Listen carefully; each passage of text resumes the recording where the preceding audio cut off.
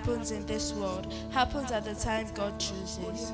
He sets the time for birth and the time for death, the time for planting and the time for pulling up, the time for killing and the time for healing, and the time for tearing down and the time for building.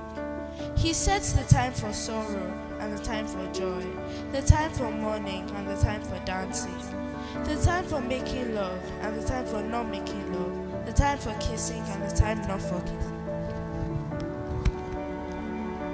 He sets the time for finding the time, for losing the time, for saving the time, for throwing away, the time for tearing and the time for mending, the time for silence and the time for talk. He sets the time for love and the time for hate, the time for war and the time for peace.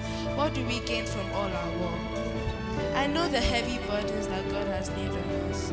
He has set the right time for everything. He has given us a desire to know the future, but never gives us the satisfaction of fully understanding what He does. So I realize that all we can do is be happy and do the best we can while we are still alive.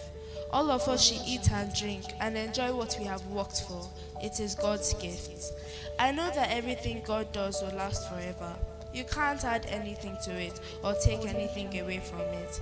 And one thing God does is to make us stand in awe of Him. Whatever happens or can happen has already happened before. God makes the same thing happen again and again. This is the word of the Lord.